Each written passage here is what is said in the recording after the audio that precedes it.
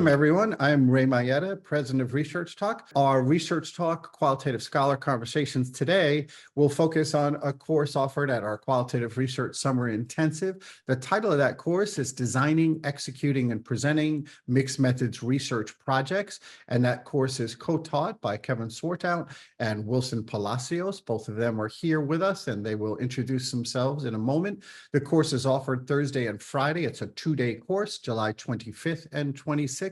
My name is Kevin Swartout. I am trained as a psychologist. In addition to being a consultant with ResearchTalk, I'm a professor of psychology and public health at Georgia State University, where I'm based in Atlanta, Georgia.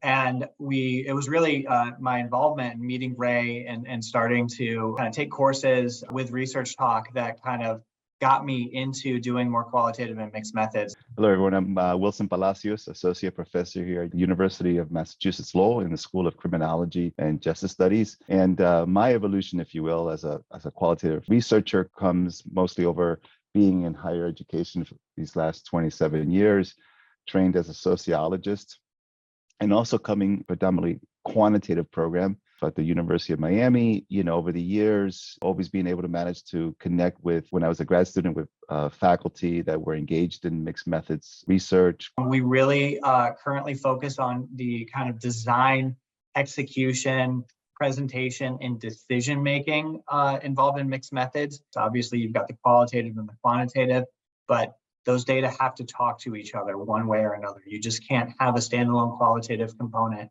and a standalone quantitative component. They need to be mixed, right? It's in the name. So really just being intentional about how we instruct students to do that. We give examples that have worked for us in the past, and we give people ideas for how to approach those decision-making processes. That decision-making in this course focuses on that, in particular, focusing on data streams and the pitfalls to avoid there in terms of, you really want to be very clear. And then in doing so, you show intent.